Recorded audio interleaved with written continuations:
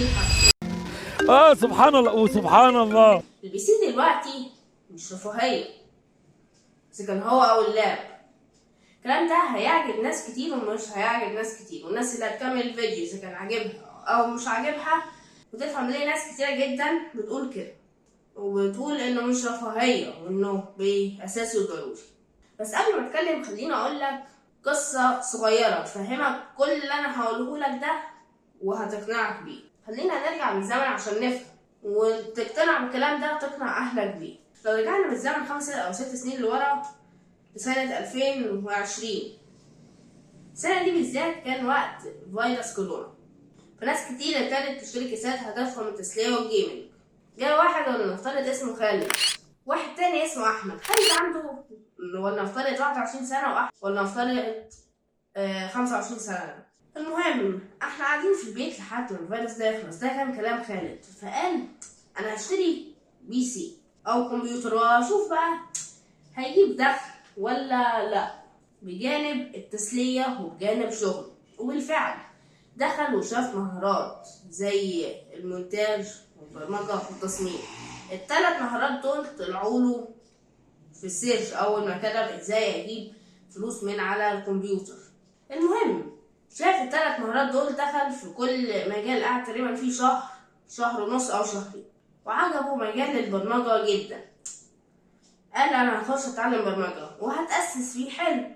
وهو خلي بالك البي سي بتاعه كان قوي جدا ساعتها، فكان يقدر يخش اي مجال ويكسره عادي. المهم اتعلم برمجة وارتاح فيها وقعد يتعلم ويطور من نفسه ال5 سنين دول. ليه ال5 سنين دول بالذات؟ عشان بعد ال5 أو 6 سنين دول قدم في شركة في ألمانيا واتقبل فيها. دي قصة افتراضية بس مشابهة لبعض الناس بتعمل كده. أو اشتغل في شركة في ألمانيا أو في الخليج، سافر مثلا للخليج لدولة زي الإمارات واشتغل في شركة برمجة تخصصها إيه؟ مثلا ولنفترض سايبر سيكيورتي. نيجي بقى لأحمد. أحمد راح قال أنا الحمد لله عندي شغلانة ثابتة، وهو كان متجوز، يعني كان مرتبه مكفيه كل حاجة تمام. فقال أنا مش هعرف أنزل قهوة وأتسلى وأروح نادي أو الكلام ده، فاشترى بلاي ستيشن 4. هو وأصحابه اتفقوا على كده واشترى بلاي ستيشن 4 وكانوا بقى بيلعبوا وكانت الدنيا معاهم لذيذة الحياة حلوة. المهم 2 3 وقال أنا هشتري بلاي ستيشن 5. الحمد لله الدنيا كانت معاه حلوة، وكان يعني كان جايب التسلية. المهم اصحابه قالوا له لا هما مش هيشتروا 5، في اللي اكتفى بالفور وفي اللي راح جاب لاب او بي سي وقال انا هشوف بقى المهارات فيه او ابتدي بيه صناعة محتوى مثلا جيمنج.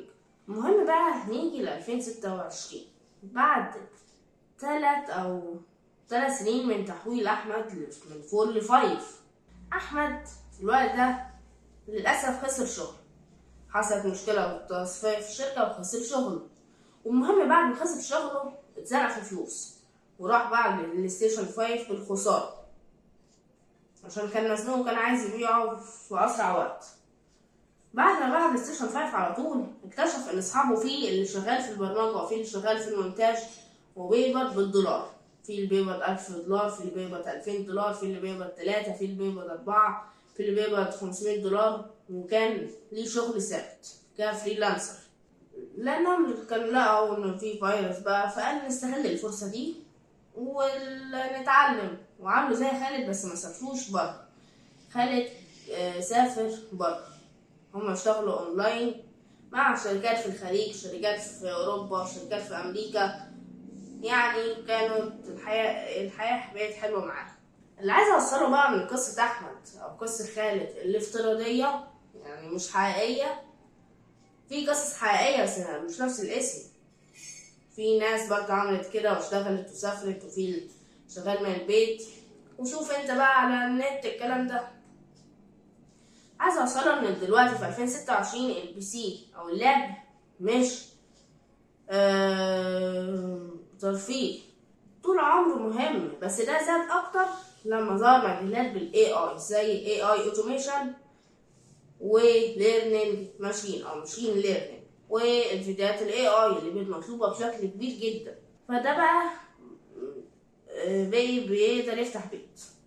زي ما بقول لك كده، الوضع في المهارات اتغير، بقى عايز نفس اطول، لان ناس كبيره جدا دخلت في المجال، في اللي بيفشل فيه عشان بيكون عايز يتعلمه في مده قصيره، وفي اللي بيستثمر فيه وقت صعب. وده مش معنى ان السن هيكون عائق، في ناس 40 سنه وبتتعلم وشغاله، وفي ناس 14 سنه بتتعلم وشغاله. ده غير ان المذاكره والتسليه عليه، يعني هو حاجه اساس، يعني هو برضه تسليه ومذاكره، فهو بقى اساسي تقريبا. فلو انت بتشوف الفيديو ده لسه جديد على القناه، انا مش من بتاع الناس بيقول لك انت هتتعلم مهاره كذا وكذا او بتاع الدوبامين السريع. انا راجل تقني وعندي قناه على التيك توك وقناه على اليوتيوب، بس حبيت اعمل فيديو زي ده عشان افهم.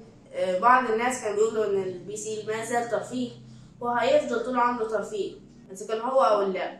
وانت تقدر تعمل زي قصة خالد، وتقدر تكون زي احمد، وتقدر تدخل بالدولار شهريا، وتقدر تسافر بره، وتقدر تشتغل هنا بالجنيه ومرتاح، تقدر تشتغل هنا بالجنيه ومرتاح، تقدر تسافر بره وتقدر تشتغل بالدولار من البيت. فما تنساش لو انت اقتنعت بالفيديو اليوم توري الفيديو للحاج عشان تقنعه، وبرضه ما تضغطش على اهلك جامد في النقطة دي. فتقدر تعمل تجميع بأي سعر انت عايزه بمجرد انك تكتب لي هنا في تعليق، وهرد عليك في التيك توك او هنا شورتس، او تكتب لي على طول في التيك توك وهرد عليك في وقتها، اذا كان في الفيديو او في تعليق. والسلام.